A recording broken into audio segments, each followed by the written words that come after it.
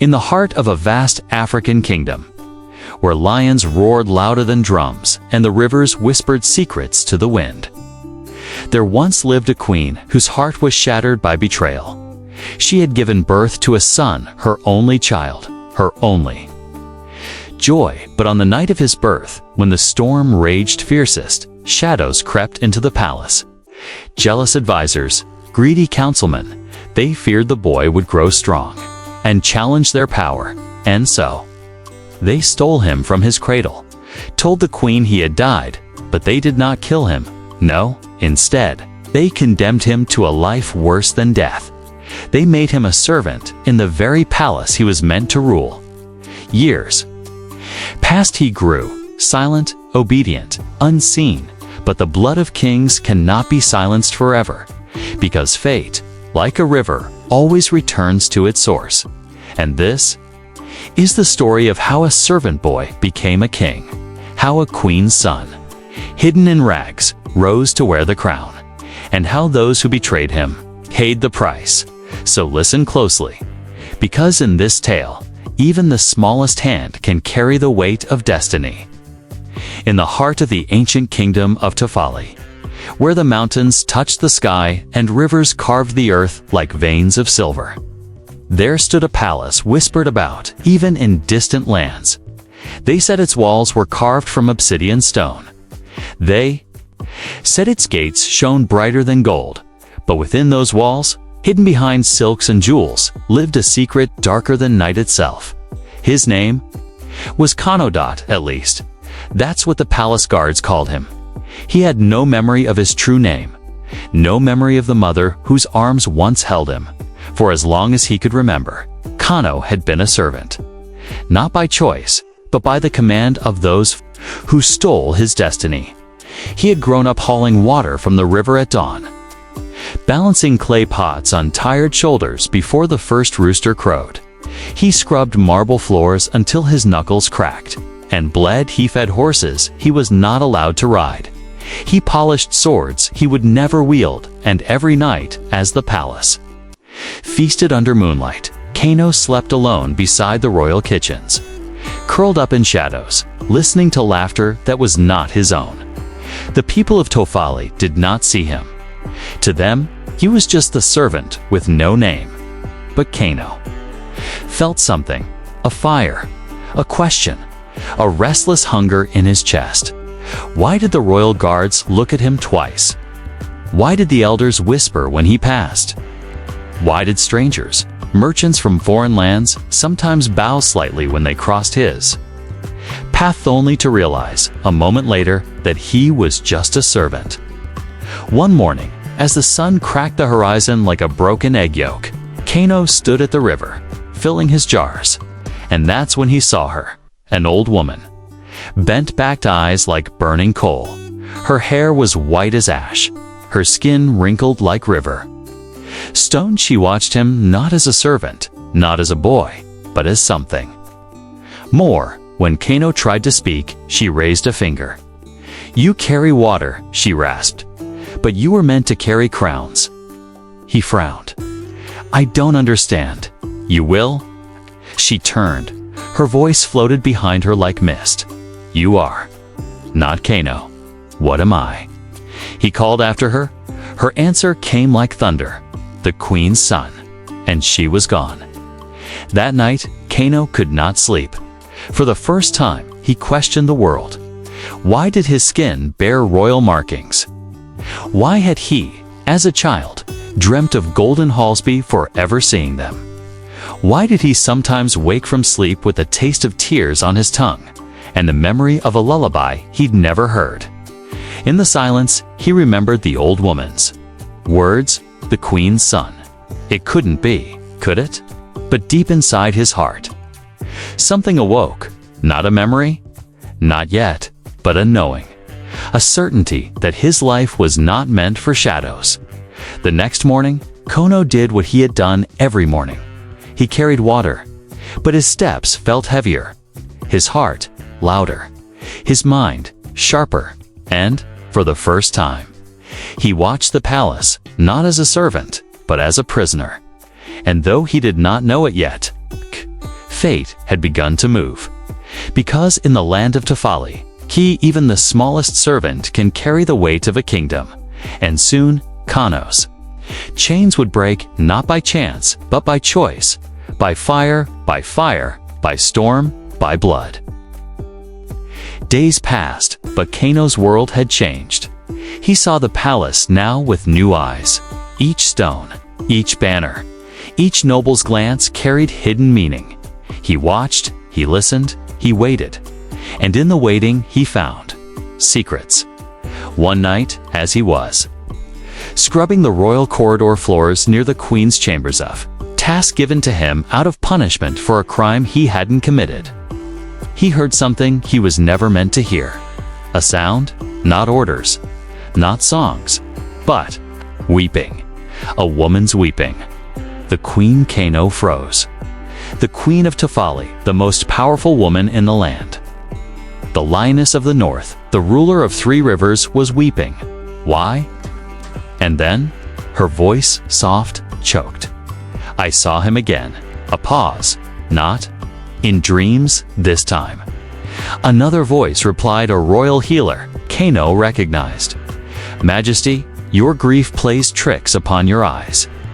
No, the queen whispered. He is alive, Majesty. He is my father's eyes, my own skin. He walks the corridors like a ghost. You see him too, don't you? The healer said nothing. The queen's next words made Kano's blood run cold. They stole him from me. That night, 20 years ago. 20 years ago, Kano's breath caught in his throat. He was 20. I will not die until I find him, the queen said. Even if he stands right in front of me. At that moment, Kano's world shattered. Like cracked pottery, his hands trembled. His heart burned. Could it be true? Was he her son? Why had she been told he died? Why had they stolen him? Who? Why? Kano's head spun. The queen's tears, the tears of the woman he had scrubbed floors for, who were shed for him. And yet, she didn't know. She couldn't. For a moment, he wanted to run into the chamber, fall to his knees, and shout, Mother. But fear held him. Not fear of her, fear of betrayal. Because if someone had stolen him, someone powerful, someone dangerous, someone still watching. The next morning, Kano avoided the palace halls. He went to the old woman's river. She was waiting. Without surprise, you heard her, didn't you? She rasped. Tell me the truth. Kano demanded that the old woman met his gaze.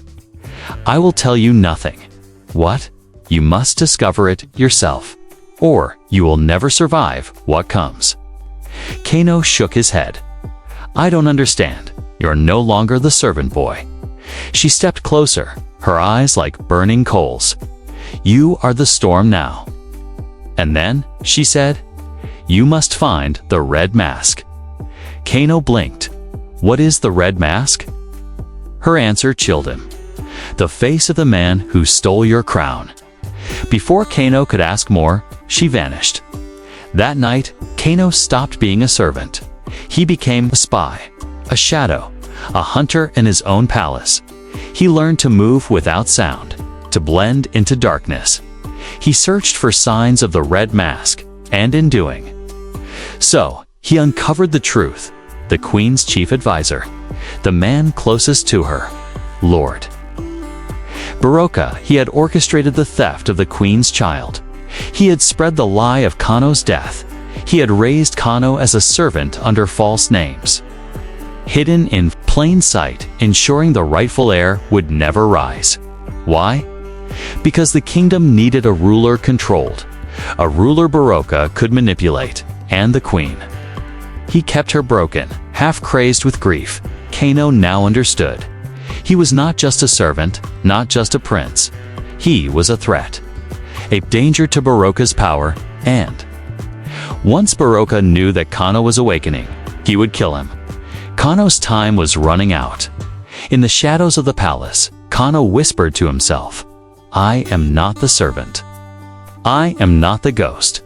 I am the queen's son, and I am coming. Nights turned into weeks. Kano had changed. He still wore the robes of a servant, but inside, he was no longer one. Every glance from the nobles, every command barked at him, every insult hurled in the hallways, only sharpened him. He was learning, watching, becoming. Kano realized he could not win by force. Lord Barocca controlled the soldiers, the advisors, even the merchants who fed the city. But power, true power, lay not in swords, it lay in stories, in belief. So Kano became a whisper, a rumor, a legend. In the servants' quarters, late at night, voices began to murmur. Did you hear? The queen's true son lives. He walks among us. They say he works as a servant, watching, waiting. No one suspected Kano started these whispers, and no one suspected that every night the whispers grew louder. Even soldiers began to hesitate when beating beggars. After all, what if one of them was the prince? Barocca grew anxious, and anxious men make mistakes. One night, Barocca summoned the queen. The old advisor told her what he called the final truth. "My queen," he said coldly, "the rumors must be silenced." The queen, her eyes hollow from years of grief, simply asked, "How?" "Declare your son dead," Barocca said, "to the people, to all. Publicly, and if he isn't," she whispered, "then he is an impostor, poisoning your people's hearts." The queen hesitated, then nodded. The next morning, drums called all of Tafali to the central square. The queen, veiled and distant, stood before her people. Kano stood, hidden among the servants at the edge. Then, she said it. "My son is dead." Silence. Tears streamed down her cheeks. But she said it at that moment. Kano's heart shattered. She didn't know. She believed it. She believed her son was gone.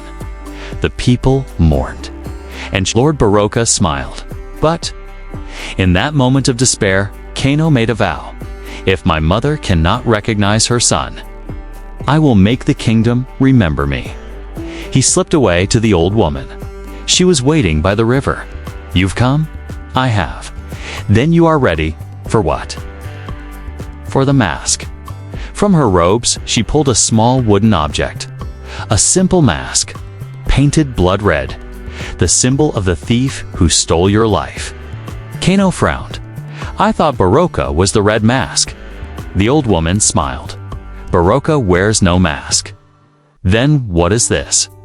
She looked deep into his soul. "This is yours." Kano stepped back. "I don't understand. You are the red mask now? Why? Because a servant cannot inspire fear. A beggar cannot lead a rebellion. But a masked legend? That can start a fire." Kano understood. The prince must die. The servant must vanish. But the red mask must rise. And so he did. From that night, a new figure haunted Tafali. A man in red, silent, fast. Everywhere, nowhere, he freed slaves. He fed the poor. He burned Barocca's secret ledgers. He stole food from noble tables and fed starving children. And in every act, he left the symbol of the red mask. The people's whispers changed. The red mask fights for us.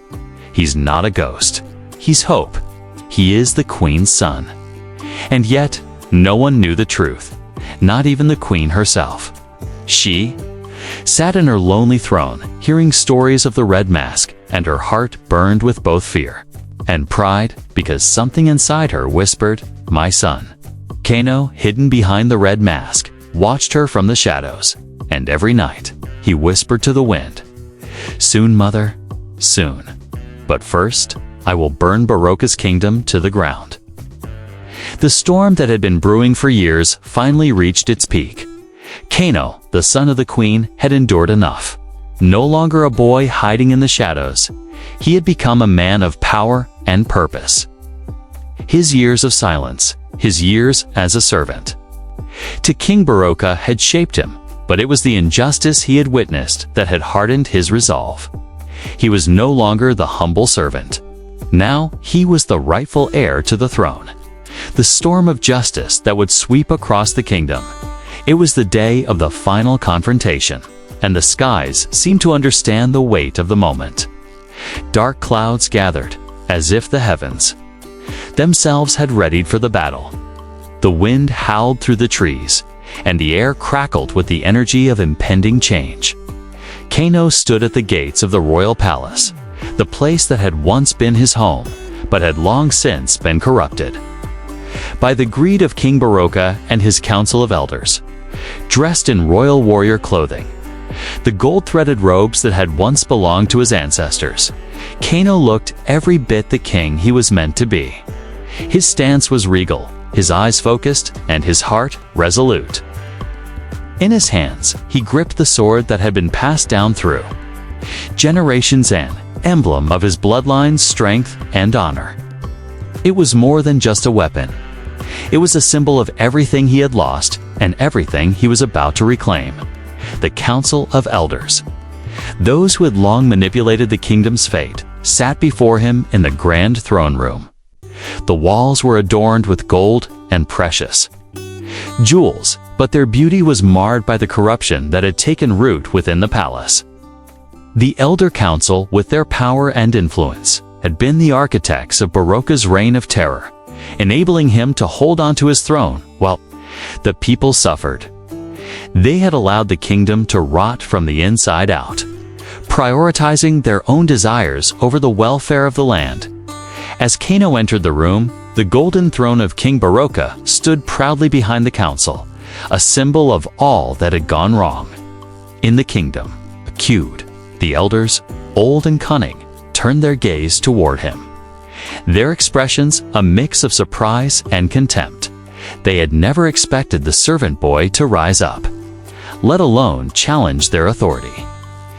"Your time is over," Kano spoke with a calm authority that sent a chill through the room. His voice was low but powerful, resonating with the weight of his purpose. "This kingdom has suffered under your greed for too long. You have betrayed the people, and now you will answer for your crimes." The eldest of the council, a man with a long, graying beard and a cold, calculating look in his eyes, sneered at Kano. "You speak of justice, boy, but you are no king. You are nothing but a servant, a mere shadow of the true rulers of this land." Kano's gaze hardened. "I was a servant once, but I am no longer. I am the rightful heir, and this kingdom belongs to me, not to you." At that, the room erupted in murmurs. The council members shifted uneasily in their seats. The reality of what Kano had said, the truth he had just declared, was undeniable. The heir to the throne was no longer the weak, helpless child they had once discarded. He had returned, not just as the son of the queen, but as the storm that would wash away the corruption of their rule. "You have no claim to the throne," another elder spat, his eyes filled with venom. "Your bloodline was erased long ago. You are nothing." Kano's eyes flared with anger, but he controlled it. He had spent too many years watching, learning, and waiting. The council had underestimated him, and now he would show them the true power of his lineage. His mother had been a queen, and her legacy lived on in him. "I am more than just a bloodline," Kano said, his voice steady. "I am a man of action, and my actions will restore the justice this kingdom has long forgotten." With a swift motion, Kano drew the sword from his side, holding it high for all to see. The blade caught the light of the flickering torches, and the room fell silent. The elders watched him warily, knowing the gravity of the moment. Kano was no longer a boy. He was a king, and he was ready to claim his throne. "You have had your time," Kano declared, his gaze fixed on the council. "But now the people will have theirs." The council shifted uneasily, realizing too late that their power was slipping away. The walls that had once protected them now seemed to close in. They had lived in luxury and fear, but now the storm was here, and it would not pass them by. The thunder outside grew louder, as if the heavens themselves were rallying behind Kano's cause. The final battle was upon them. Kano, with the strength of his ancestors coursing through his veins, stepped forward, his eyes never leaving the council. The time for words had ended. The time for justice had arrived. "Prepare yourselves," he said, "for the storm will sweep you away." The sun had begun to rise, casting its warm golden light over the village. The horizon stretched out like a canvas, bathed in the colors of hope and a new beginning. The people of the kingdom had gathered in the village square, their eyes full of anticipation. Today was not just another day.